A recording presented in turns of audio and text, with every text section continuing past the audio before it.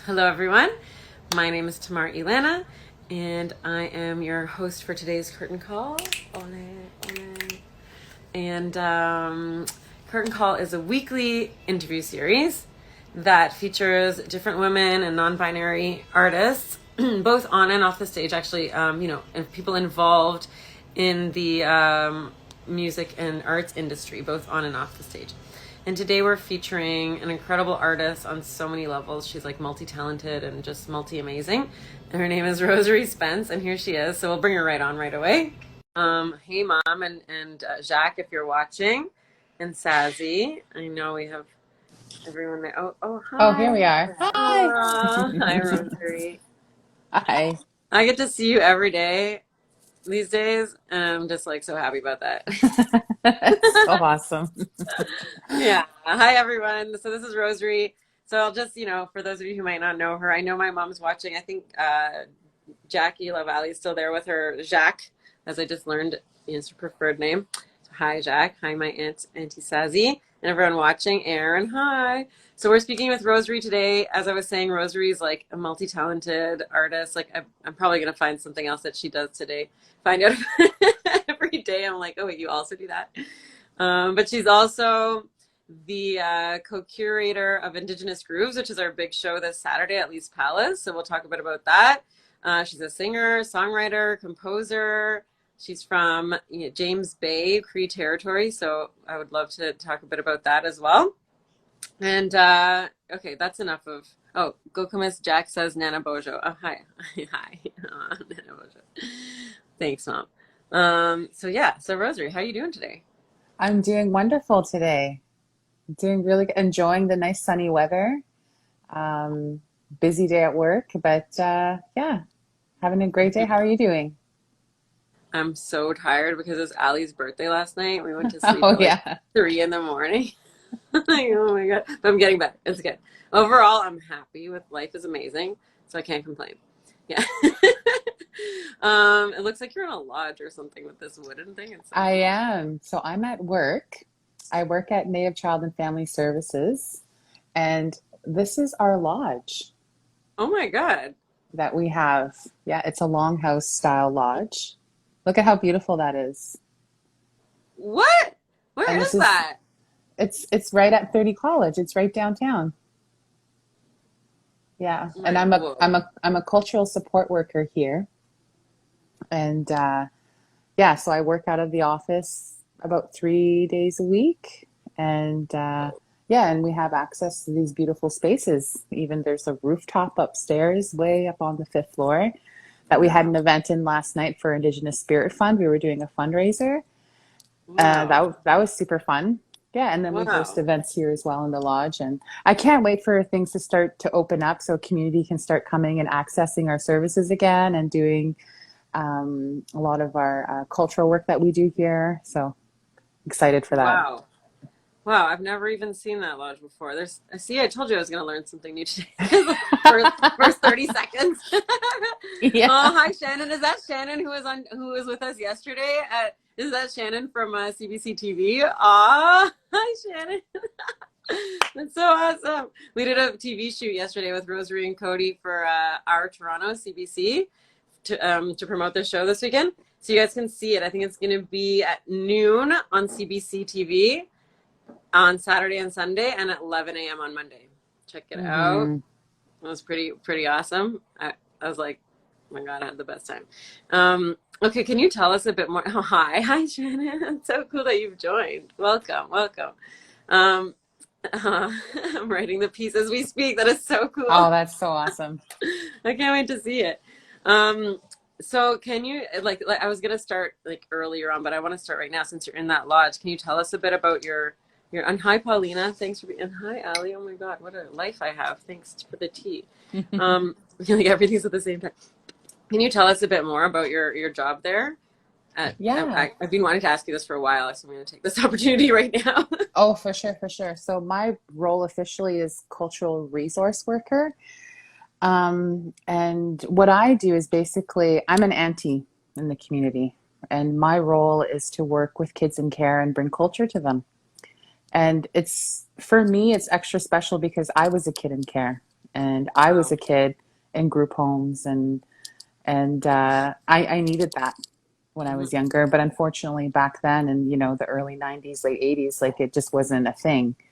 Like Hmm. Indigenous programs like never existed in the social sector, but now it does. And now we have amazing Indigenous programming, amazing cultural programming.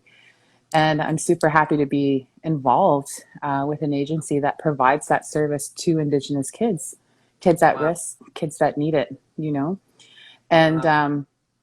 I'm a firm believer in that, to heal our communities, we have to really engage with our youth and our kids and really make sure that, okay, if mom and dad can't be present, that's okay. It takes a village to raise a child, and it takes a village to raise a community of youth and children. Wow. So a lot of my life work has been focused on working mainly with Indigenous youth and children. And I travel all over the place doing this work. And before COVID, I was really active traveling everywhere, doing workshops and Mhm. land-based work, facilitating, even just hanging out, Mhm. just being present. And then when COVID hit, everything got shut down. I went virtual. I started offering workshops via Zoom and via Facebook Live and wherever I could be on the platform, right? And Mhm. it's just the work that I love to do. And and I believe that especially a lot of our knowledge comes from our elders, right? Mhm. That's where it comes from. And there is healing in our traditional knowledge and our traditional way of life. There is healing in that. I know people who have come back from very dark places from ceremony, from being on the land, from being connected back with Mother Earth, and using our traditional medicines. I know people who've come back from very dark places. So I Wow. know the power in the earth, and Mhm. I know, I honestly firmly believe in the power of our ancestors and the power of prayer. So the work that I Mhm. do now and working with this agency for me is like full circle, because I was that kid in care and I was the one that needed it. And now I'm doing it. And now I'm doing the work. Now I'm providing the cultural needs that our youth, they really require it, right? They're so lucky to have you. Oh my God. And I'm very happy to be here. I'm very happy. Wow. I love my job so much. What's it I, like? Go ahead. Go ahead. I'll ask you and after. it's busy because I also am a mother and I'm also an artist and I'm also active in the community. And I often say I wish there was three of me. I at Oh my least God. four or four of me. I just said to Jacques this morning, I just said like, Rosary's like 10 people in one. I literally just said that. She's like, yes, she is.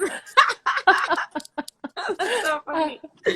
You was are. like, it would be so nice to have, the one that goes to the 9 to 5, the one that focuses on the arts and the music, and then the one that focuses on being the mom and the chef and the chauffeur, and then the one that just can go have fun, you know?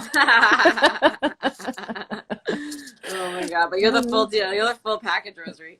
You can't have one without the other. Oh my God. I wanted to ask you, like, I know we often say like in ceremony and we use this word a lot, but I was wondering if for those people who might not have heard that before, who might not know what that means, like can you give an example of what you mean when you say like you take the kisses ceremony or that kind of thing? I don't know if Yes, you to ask that. for sure. Yeah, we have to think about the people that don't know what that means, right? And it's a level of raising awareness.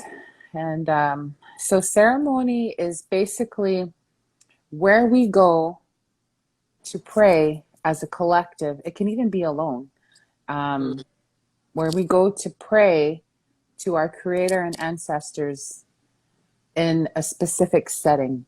So we have many different kinds of mm, ceremonies mm. um, in our Where culture. we go to pray to our ancestors in a specific setting. Yes, yes. Beautiful. That's To cute. connect, to Yeah. be connected, and to offer our prayers Hmm. collectively. Hmm. And then also, it's a way to reconnect with the earth and with the land and with the elements because we usually have a sacred fire going. There's the fire element. We'll have breath, obviously, in the ceremony because we're praying, we're singing, we're being together. There's the Hmm. earth element by being connected on the land. Mm-hmm. And then the water element is always present in ceremony. So all of the elements are there. All of the elements are there to help us to connect with Creator and Spirit. So when we bring our youth Wow. and those who are suffering, we don't turn them away. We bring them in and we say, this is where you come to heal. This is the number one place. And we are privileged. We are lucky as Indigenous peoples to have access to ceremony, because Mm-hmm. there are people who are outside of our culture Mm-hmm. who might want to take advantage of that, who might want to benefit maybe financially or whatever off of our traditional way of life, Mm-hmm. because it's been proven time and time again how good and healing it is, right? So ceremony, like there's all kinds. There's sweat lodge ceremony, there's full moon ceremony, there's feasts, there's dances and songs and singing, healing circles. There's just so much when it comes to ceremony, and even more like serious ones that I probably won't mention here on the live, but there are even more serious ones that are more about like actually healing the individual and like pulling, you know, any sickness, for example. So there's a lot definitely, and that's why I Mm-hmm. say that, we are definitely very lucky to have access to people who are so in tune that they can connect with our ancestors, like basically like they're picking up a phone and they're talking to them, so we're lucky to have that. And this is the thing that we need to keep passing down through the generations. We have to keep it active, keep it alive, because there's a song that I wrote that's called Money Cannot Be Eaten. And in that song, it actually talks about how once our last elder is gone, okay, then, but did you learn from that person? Did you learn that ceremony or that language from that person? Because once they're gone, they're gone. All of that knowledge that they had goes with them. Mm-hmm. That's it. So take your time to sit with your elders. Take that time to sit in ceremony, because that's where you're going to learn it. Mm. And then who knows, they might even tell you it's your time to learn how to do this ceremony. So you should come sit with us. Yeah, be ready. Be You ready, never know. because they'll ask you. They'll tell you, hey, it's time, come. Mm-hmm. So just be there, be present, and that's what I tell the youth all the time. Just Wow. listen to your elders, because that's where we need to catch up. That's where we were. There was an intervene that happened, that disconnected us from the Mm-hmm. original way of life. Mm-hmm. With residential schools, 60 Scoop, Mm-hmm. the disconnection with community. And now, I'm working in this agency and trying to keep kids connected with culture and ceremony, because it's so important. Because once it's Mm-hmm. gone, it's gone. It's gone forever. Do you think that that it's coming back a little bit right now? Do you think there's a bit of, or no? 100%. Okay. Oh yeah, it's definitely, we're doing our best to keep those practices alive, and the language alive. We're doing as much as we can, but I think we should be doing more. Mm-hmm. Honestly, I look at our school system and I see that French immersion is a thing. French is Mm-hmm. not one of they call it one of our official languages of Canada because of settlers. There should be Cree immersion. There should be Anishinaabemowin immersion. There should be Mohawk immersion in all schools. Yeah, There should be that opportunity that'd for be our so kids. amazing. Could you imagine if you could send your kid to a school that speaks only Cree, that there's only aunties and uncles and gohums in that school that speak Cree only? That's it. I think we need Like another rosary. We need a fifth like rosary to start I'll that school. I'll share with you though that the only reason why I'm a fluent Cree speaker is because my grandparents spoke Cree to me. They never spoke a word of English to me at all. They never, nothing. It was always in Cree, and they would correct me if I said something wrong. Wow. They would say it this way. That's not the way. That's the wrong way. Wow. I remember one day I said, my Moshem said to me, "Danishna uchonitamech." He said, "How does it look outside in Cree? What's the weather?" And I said, "Mitna menashinonitamech." And to me, I said, "It looks very beautiful outside." And I thought that was the right thing to say. He said, no, mayote, mayon nama. Ahawshana getan. Mitina minogishikao. Anushka gishigak. And it says, the day is beautiful. So you're not saying Minogi Shigao is talking about how beautiful day. So there's a difference in the way that you say it and how you deliver it instead of saying Mittene Menashin. So I use the outside as in like a visual. So when you say Menashin, you're speaking of something, an object Hmm. that's beautiful. But if you're saying Minogi Shigao, then you're saying it's a beautiful day. So there's a way like Hmm. I would get corrected if I made a mistake in my language. Changes how you think, really, Yeah. right? And it's just exactly redirecting the wires and how you connect everything. And the Mm. Cree language is very it's land based. So a Are lot there of the any Cree words. teachers that you know? I was looking for a while for like a Plains Cree teacher, like where my Hmm. dad's family's from, and I couldn't find anybody. Maybe you know My somebody. my coworker is the Plains Cree speaker. His name is Roland Baldhead, and he comes from Saskatchewan, I believe. But he's my coworker. He's new to the agency, but I could connect you with him because he's a teacher, and that's what he was hired to do, is to Oh work my in God! language. Yeah. Why don't I? Of course, of course. I don't know why I didn't ask you before today. Of course, that would be absolutely incredible. Last year I Yeah. spent like quite a while looking, and then I Yeah. couldn't. Yeah, like the Native Center doesn't have anybody. Like I asked far and wide. Yeah, so that would be amazing. Thank you. That's Yeah. so awesome. Hmm. Yes. Yeah. Anyone want to learn Cree? Sign up. Yeah. You gotta Yeah, learn some. it's possible we can, connect with Roland to see if we can do something for the community for Plains Cree, you That'd know. be really amazing. Maybe he can offer virtual classes, maybe once a month, and we can, or even twice a month or whatever, and we can look for ways to find grants to Let's do it. offer him funding, That'd Let's be do it. amazing. Oh my Yeah. God, let's do it. Oh my God, I'm so excited. Please do. Yeah. Especially That'd be through our really awesome. collective. That'd be awesome. Yeah. Okay. Well, now we know what we're doing after the show. Yeah. Yeah. We're offering language. Yeah, I think that would be amazing. Oh my God. And he's Okay, also did a you? good singer too. I'm not surprised at all. I'm Yeah, not yeah, surprised at all. That's amazing. Cool. Well, I can't wait to meet him. Invite him on Saturday, and yeah, if he's available, maybe he can come and we can meet him. That'd be amazing. yeah. So you talked about your grandparents. Was that in Fort Albany? Can you tell us a little bit about like where you grew up and because Oh, for sure. Yeah, I yeah. know nothing. Always happy to talk Please. about Albany.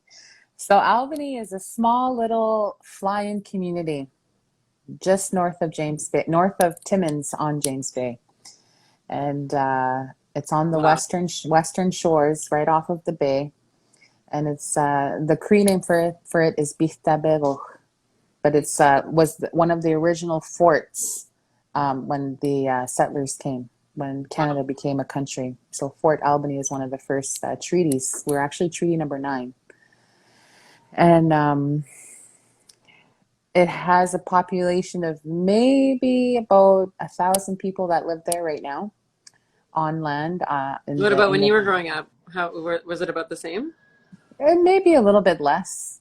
Yeah. Oh, It's grown a little bit. Yeah, wow. it has back in my day when I was younger, it didn't have a school. It didn't have the hospital. It had the northern store, and that's pretty much it. And the So where'd you church. go to school? How'd you go to school? Did you go to We school? actually we didn't go to school in Albany. We went to school in there was a school there called St. Anne's, which is a residential school. And that actually stayed active on the community. So when I say school, I'm talking about public school. Mhm. So, but the residential school was there since the beginning of the community, and it shut down in 1995, I believe. So did you go Um, there? I did, yeah, for a couple of years. Wow. But then we left the community. My mother took me and my siblings off of the community when I was about 7 or 8 years old, and I went straight into public school, Hmm. a French-speaking public school. So My there, God. Had a lot of problems there. I didn't know what the heck was going on half the time. I was so homesick. I was so scared. Barely Oh, spoke a word of English, so I was like, what is going on? wow. So confused. But yeah, Fort Albany nowadays, Fort Albany is it's probably one of the most beautiful communities up north, like where I come from. It's like the land is rich, the land is so luscious, and Mm, it's called the Mushkegs, and we're called Mushkego Crees or Mushkego Crees because of the land. We're named based off of the land that we live on, mhm, just like Plains Crees in the plains. So we're the Mushkeg Crees because we're from the swamps. So it's basically a swampy land because the land is so rich with water, and it has lots of wildlife, lots of mm, moose, wolves, bears, polar bears, all kinds of stuff. And I was just back home in at the end of April till early May, as we had to go bury my brother who passed. But every time going home, it just, you have your little 1 hour, 20-minute flight from Timmins to Albany. And no matter the occasion, there's always a sense of going home. Like, mm, that's my traditional land, that's my homeland. And I got mm, to spend time with family while I was there. I got to spend mm. time with some of my uncles who are, ceremonial people. And, there's just a connection there that I don't think will ever go away. And when it's not during COVID times, we have like it can be a little bit like a getaway where you can go on the Mhm. land, you can go Wow. fishing, you can go trapping, you can, and Wow. it's a regular occurrence for families to go on there. When I was there, the families were still doing their annual goose hunt, which is a really big deal where I Cool. come from, and they go to their camps and they'll stay there for a couple of weeks and just be on the land, and the kids, everybody, the whole family, they'll all go, Wow. and they'll Do you go have your kids hunting. gone? Do you take your kids No, over? no, we haven't gone. How many kids? You know how expensive it is to get up there? Oh Tell my us. Tell us how goodness. expensive it is. I want everyone to know. So, okay, so basically a 1.5 hour flight from Timmins to my reserve is the same price from me to travel all the way to Romania with my family and back. So my husband found tickets for us, for the three of us, to go to Romania in September, and it was just under $3,000 there and back return. That's the same amount it costs for me to travel with my family to Albany and back. Probably more than that, actually, because the air what do you call those? Like the Like a air little propeller plane or something? What is air it? companies or whatever they're called, Uh, like the companies, they're yeah. privatized. They're privatized. So they can charge whatever they want. And they base their charges on fuel. Um, and then they also base it on, to pay the pilots and this and that, etc. So I can't believe those aren't subsidized by the government. That's when I talk about a flight, you're sitting, it's not a big fancy commercial flight. You're sitting in a bush plane with like six other people. They're not the nicest planes. They're super tiny. They like there's like pieces broken on it. There was an incident just a little while ago. One of my cousins was on a plane coming back to Timmins from up north, and the landing gear didn't work. They had to do a crash landing, emergency oh my crash landing. God. Don't say that. No, like they're in bad shape. And That's there's horrible. yeah, it's ridiculous that you pay this much money. These communities are being forced, no option. If you have an emergency and you need to go to a hospital, that community has to pay for that flight for you to go for your emergency. Or even for in instances like this where they're a family member that passes away, the community has to somehow get emergency funds to help bring the family How? homes Where? Where? to be Where? How? How on God earth? only knows. I have no idea. I don't work in chief and council. I don't know how that works.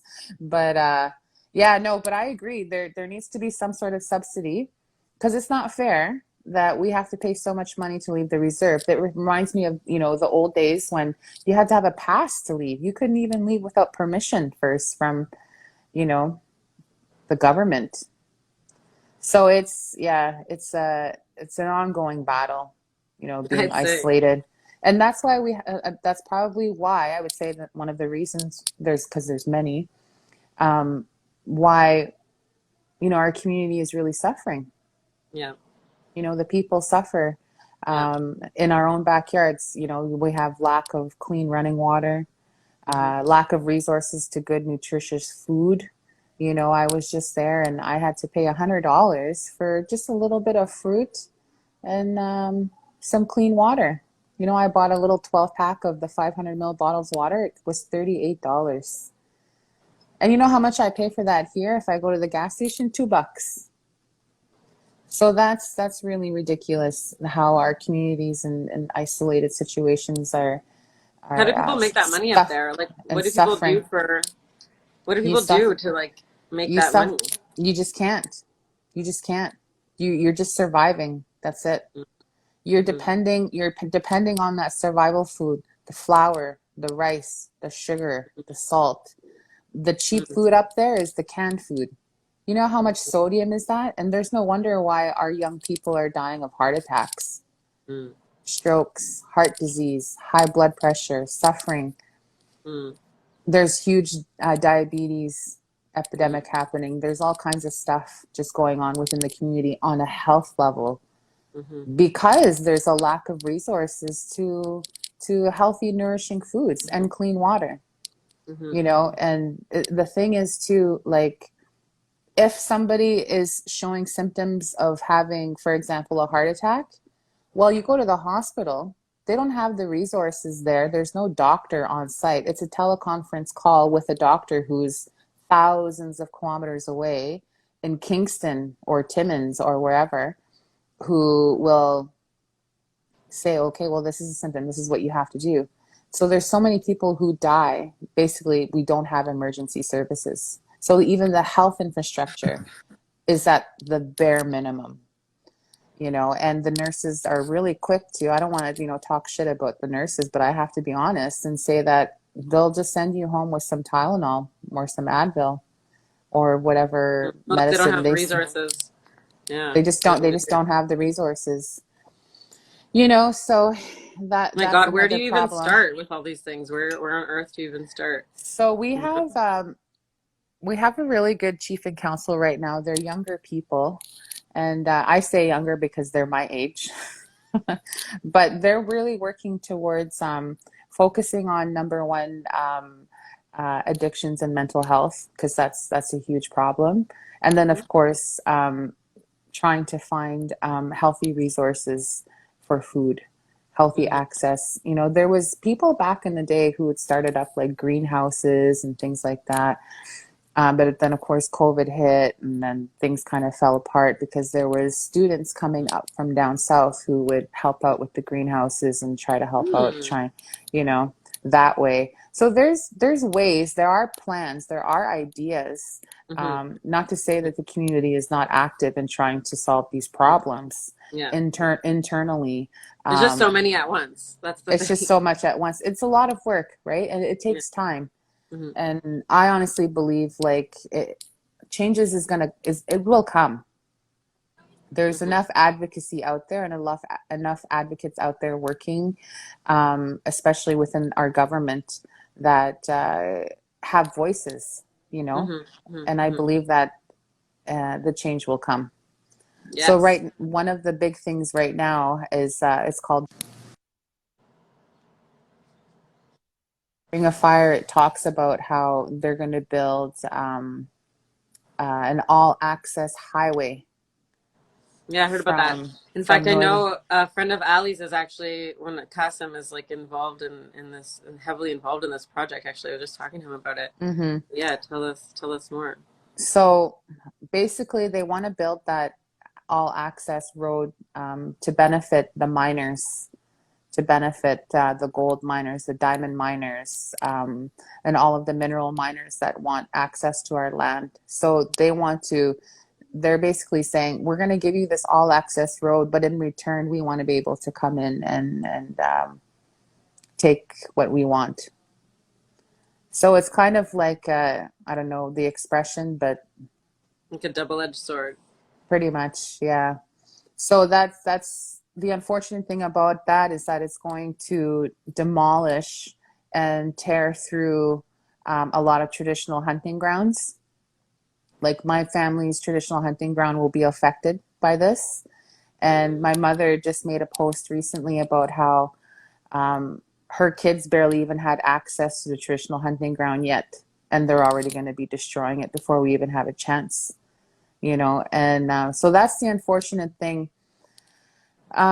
It's hard to see Yeah. any positives, but I would say, you know, it would be good for our communities to not be so isolated, you Yeah. know, to have Yeah. free access to come and go without Mhm. having to spend an arm and a leg to leave our community once in a while.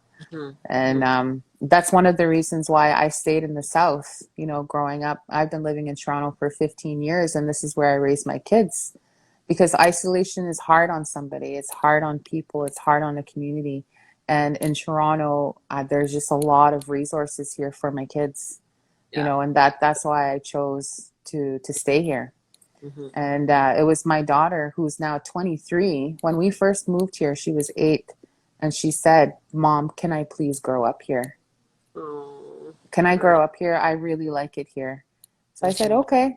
And there was Wow. lots of times where I wanted to give up. Lots of times where I was like, fuck it, I just want to go back home.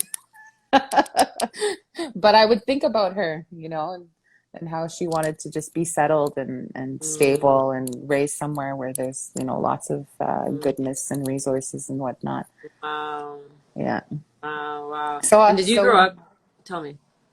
oh, I was gonna say, but I didn't grow up like um, on reserve. I spent a lot of time on reserve with my family, but I spent a lot of time as well, like in foster homes, like in Timmins, North Bay, Kapuskasing, Parry Sound, and all little towns in between, McKellar and all these areas. I was probably in about 50 different foster homes growing up Oh throughout my my life. God, that's Yeah. crazy. Yeah, it's nuts. That's a lot. That's a Yeah. lot. Yeah. That's a lot, man. That's how do you settle? How do you go to school? How do you have friends? Like, oh my goodness. It That's was, hard. I remember some friends that I had, Wow. but Wow. Wow. I could never have like long, fulfilling, you know, friendships and things like that. And I never had that, you know, typical, you have a mom, you have a dad, and da da da da da. It wasn't like that for me growing up. It was really, my normal was not the other person's normal. So my So normal you was really, was these kids yeah. you're working with now, like you can really identify with them. That's incredible. And that's honestly one of the reasons why I worked really hard to keep my family together, to keep my kids safe and, you know, secure in one place, raise them in one area, because I know what it's like to not have that stability. You know, Wow. it kind of messes you up. And you know, I really struggled. I've been on a healing journey now since I was probably 16. So that's a long time to be on a healing journey. And I'm not perfect. Like I make mistakes, all kinds of them. But it's about learning, hey? It's about the journey. It's about being on the journey and learning from your mistakes and this Mm. and that. Um, but I would say like my proudest accomplishment of all of the things that I've done in my 40 years on this earth so far is my kids. Like my daughter Miranda is amazing. She's a really cool person, you know, and my son Jacob is super talented, artistic, and just passionate about skateboarding, and he's just a really cool guy. And my daughter Gabby is super artistic, super like musical, loves to sing, and is just very creative. And Sophia, you know, she's the youngest, she's 4. We're still figuring her out. She's 4. We call her the mighty one because she's really strong. I find she's a lot like me personality wise. She's uh, headstrong and determined, very like very leader like, you know, Oh, and yeah. So those are my kids. Those are my greatest accomplishments and what oh. I'm. Yeah, Yeah, I come see Miranda. She's gonna dance and DJ on Saturday, I guys. I was just gonna That's say me. she's gonna do performance on Saturday at Lee's Palace. It's actually gonna be her first DJ performance live. Well, she just started learning how to DJ right during the pandemic. And she did like go live on Instagram every now and then to kind of showcase. Yeah, But this good is for gonna her. be her first live, yeah. Good So for her. that's exciting. Good for her. And I'm very excited. yeah. I'm very excited to see her dance too. I And really want to talk she's because you know, go ahead. oh, I was gonna say, and she's gonna do the hoop dance performance too. With she's gonna dance for Cara Jade. Yeah. So cool. I'm Yeah. very excited. Oh my God. Because so she's like I was gonna say just like you, like she's turned out so musical, and Gabby too, you're saying is very musical. But like, can you tell us a bit about how you've grown up? Like you grew up in a musical family, and like your all your family Mm-hmm. sings, and like how that kind of affected your Mm-hmm. life. Yeah. Mm. So my earliest memories of singing, I was probably around 3 or 4 years old, and I would always hear my gohum singing church hymns, and so I copied her, and I would sing along with her. And one day she was doing laundry and washing clothes, and I was just sitting beside her, just kind of looking around and singing while I was doing that. And it was a little church hymn. And how does it go again? It's Wichehinan. It's basically just asking God to help us and to have pity on us. And so I was singing that, and my gohom was like, "Oh, metanike menos tawis and nikomoyin. Kanigo, Nina, nikomo, nikomo." So she's like, "Just keep singing. You sound so beautiful. I love listening to you sing." So I would just keep singing all the same songs that I knew that she really liked, you know, the hymns. So that's my first experience with singing was Wow, listening to so gohom little, singing. Yeah, little listening baby to. Rosary. And then later on in life, when I was about 7 or 8, my father also is a musician. He had a band and played guitar, and I was around 8 years old, and they were playing CCR covers in the basement, my dad's band. So I went downstairs and I grabbed the mic and I started singing, "Oh, Suze Q." So I was just copying and mimicking what they were doing. "Oh, Suze Q, baby, I love you." So I was singing and they were like, "Hey, she can sing." So they were playing, like, "Sing some more." Aw, So whatever I knew from listening to them is what I would sing. And it was a lot of CCR and Metallica, Jimi Hendrix, like all the classic rock stuff. wow. And and then I first picked up a guitar when I was, and then of course me and my brothers would also, you know, play around with the instruments and whatever was hanging around in the basement, guitars, drums, whatever, and we'd play Hmm. together. And then I really got interested in acoustic guitar when I was about 13. So me and my high school buddies formed like this garage band we called ourselves Sticky Velcro. That's a good name. I like and it. we just did like grunge covers, you know, Hmm. Nirvana, whatever was, Cool. you know, big at the time. And my very first song I learned on guitar was "About a Girl" by Kurt Cobain. So I've always been like a fan of Nirvana pretty much my whole life since I Cool. was in my I love early it. teens. So I do cover a lot of their music too. Um, but yeah, and my brothers later on also became rappers. They, you know, built a name for themselves earlier in their career, in their teens, and they were called the Wolf Pack. And What? yeah, and they released an album, and they traveled and they did a tour and everything. So they all produced their own music, wrote their own lyrics, released it themselves, everything. Just these res kids just kind of just, you know, took it upon themselves like, hey, we like to make music and this is what we want to do. And It's very cool. And with limited resources at that time. Like it's not like a very, microphone. Exactly. you Very know? limited resources. Yeah. Wow. They use like the radio station or whatever, you know, just to set something up and make some music. And we're all self-taught. So we never like took official like lessons or whatever. Like my brother Mhm. Willie is an amazing pianist.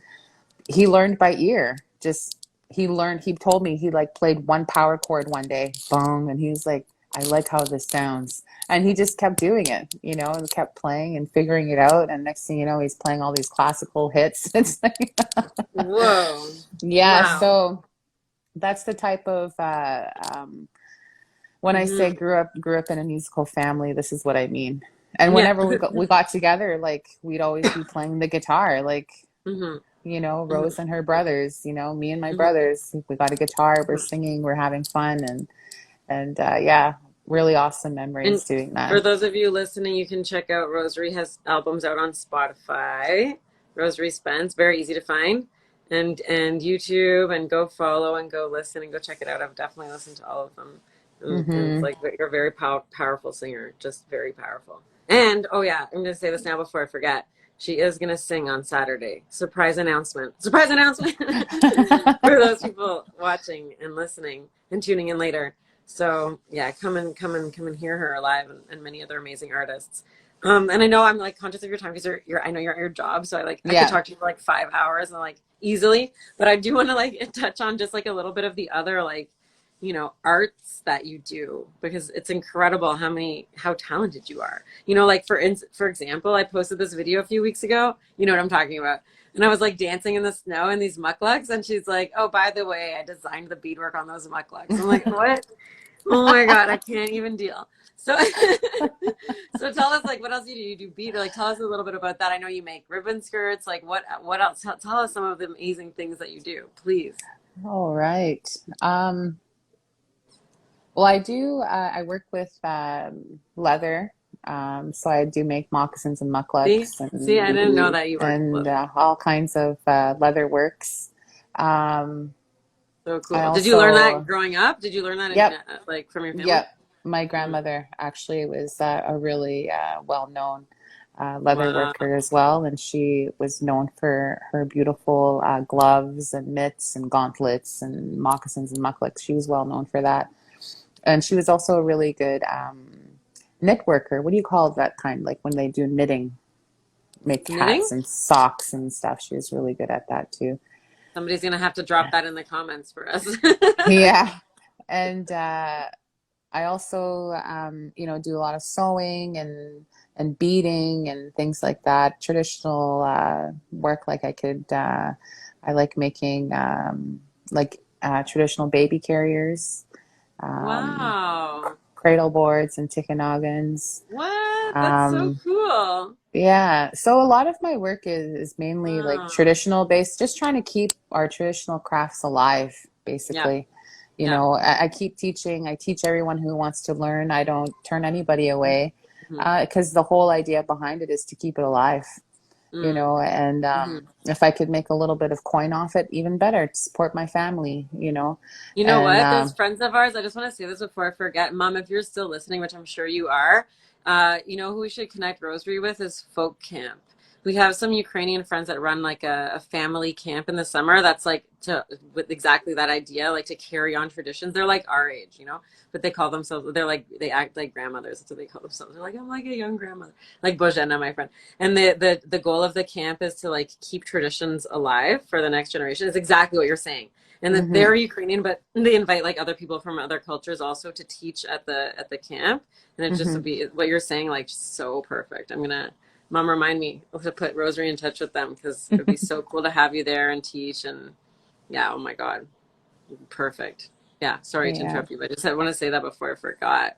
So yeah, you do all this traditional stuff that you've kind of learned from your yeah. family. You're passing it on. You'll teach anybody. I know I've been in a lot of debates where there's like, like an Indigenous grant debates, like juries, where like maybe somebody like applies for a grant to teach beadwork in the schools, for example, and there's been like so many debates, like should you do that? Like should you teach like non-Indigenous children how to bead, or should you not? And like, yeah, So what do you think I about that? have a really non an unpopular opinion about that.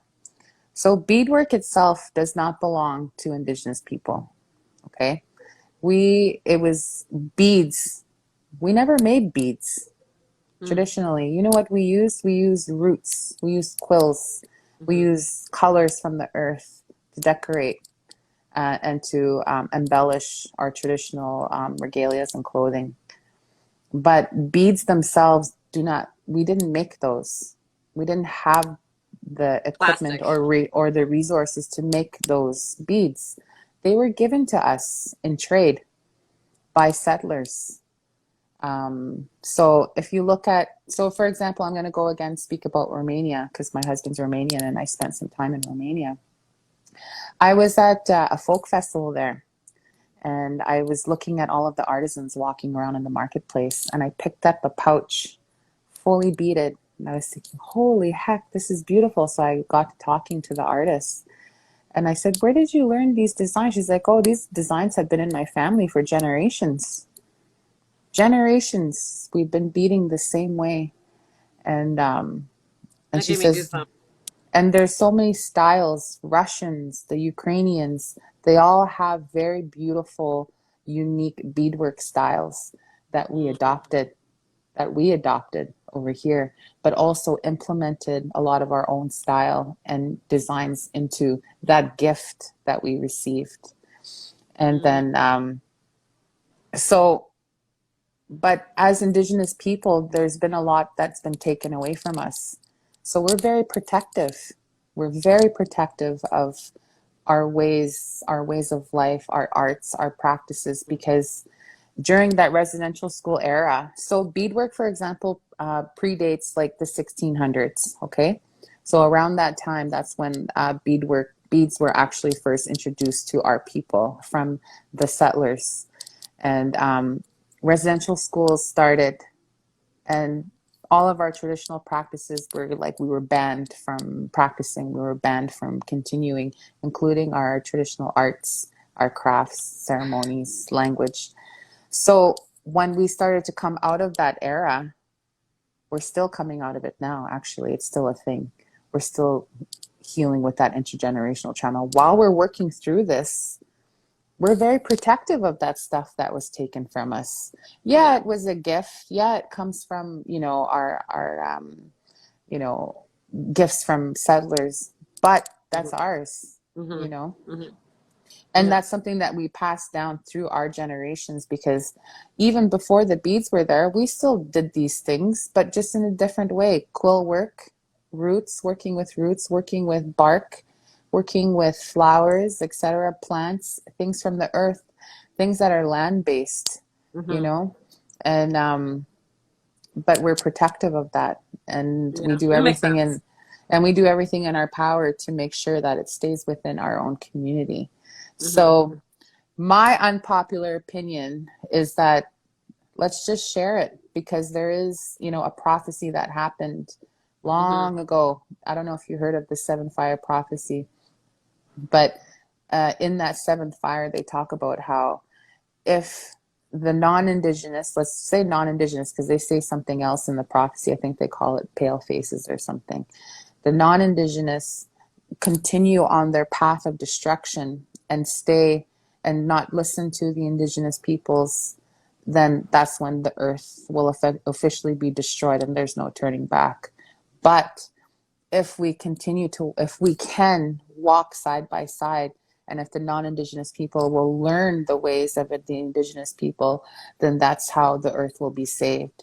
So it's all about saving the earth. So even a little thing is building that partnership with non-indigenous peoples.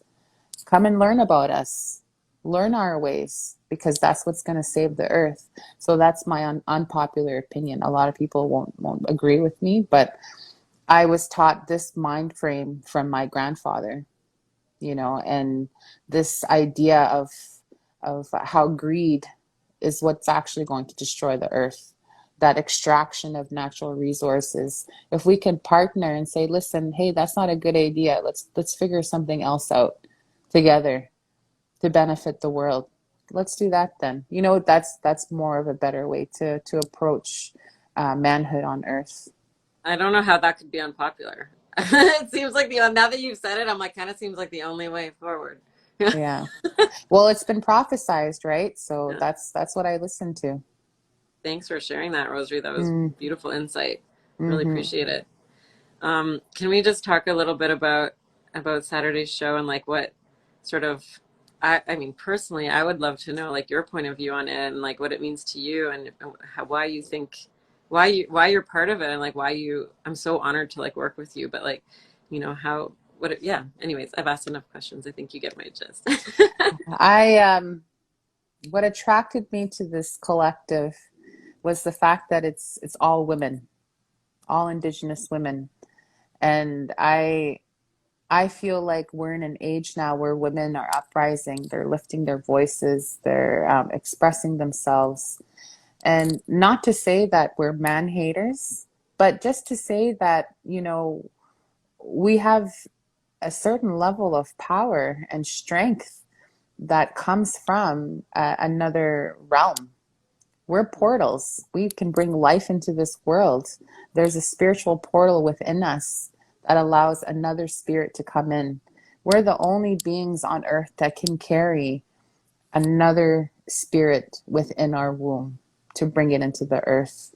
And as women, we're very powerful. So I love working within our community, especially I love working with women, empowering women, uplifting women, raising their voices, advocating for women, because we need that. We need that support to continue to make sure that our voices stay strong and our stories get heard. Our stories are so important, and so when I was given this opportunity to join the collective, I said, hell yeah, let's do it. And the idea that we're also bringing traditional in with modern, and that's electronic night. I love electronic music. And so we've onboarded these wonderful talented artists who are going to deliver an amazing evening of like dancing, and there's a certain type of energy that comes with that too, and that storytelling that comes with that too. And Mhm. then and then we started incorporating these other ideas, like let's do fashion, let's do this, let's do that. It's like yeah. And there's something that magical that happens, and I spoke about this in the interview yesterday too, about how you envision something and how you picture it to be, and then when you actually see it come to fruition, it's like it's so magical, that experience. It's like, wow, like we did this and it's actually happening. So and, Yeah. and and that in itself is just like making your own dreams come true. you know Oh, and so that's true. and I think that's like the biggest message out there is like, whatever you want to do, you can do it. Literally anything is possible, and so I think that's what I'm most excited about, just seeing the vision, Yeah. see it come to life, because we imagine all of it, right? We picture how it's going to look, and then see it come to life is going to be Yeah. something else. I It's might so cool. cry. Don't cry. If you cry, I'm gonna cry. But yeah, it's basically like you step into your own vision. It's wild. It's like you Yeah, populate your vision and you walk right into it. And you're like, wow. Like yeah, these yeah, people actually exist in real life and they're here. Yeah, it's crazy. I yeah, can't even wait. For those of you who don't yeah. know what we're talking about, we're throwing a big show, a big party at Lee's Palace on Saturday. It's $20, so get a ticket. There's like 10 artists and artisans and merch and Rosary singing, and Jack, who's watching still, is singing. Dr. Gokamis Jack is gonna sing an opening song, two songs actually, just so you know, Rosary. Cody's gonna dance, Nicole's gonna dance, Miranda's gonna dance. We have Kara Jade, we have electronic artists, ZB1. We have a DJ Jam. Zoe's gonna do spoken word, and she's our MC for the night. Oh my god, it's gonna be so cool! I can't even get over it. So, and if you need a ticket and don't have the $20, also just like get in touch, and that's not a problem. So, we've set some tickets aside for that. So just let us know, please, and just come. We just want to, oh, thanks, Aaron. There's the link. We just want to, open the door and have everyone welcome. So I'm very excited. It's called Indigenous Grooves. Saturday, Lee's Palace, Indigenous Grooves, Saturday, Lee's Palace. And Rosary, like anything else that we've missed that you want to talk about, or anything at all? uh, no, I think that's it. I mean, I can go for hours. Like, let's just hang out forever. But like, but come see Rosary in person. You can ask her questions and hear her sing on Saturday.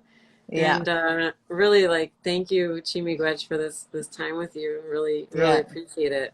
Every Miigwech. moment I spend with you, I really appreciate. So thank you Miigwech. so much, and thank you everybody for tuning in. And yeah, this is Curtain Call. We're here every week with amazing women and non-binary people in the art scene, both on and off stage. I was gonna say artists, but there's also a lot of people behind the scenes that really are important that we also speak with. So thank you so much for tuning in. And Rosary, have the best day. Thank you All so much. right. Thank you. You as well. Bye for We'll now. see you Saturday. Bye, everyone.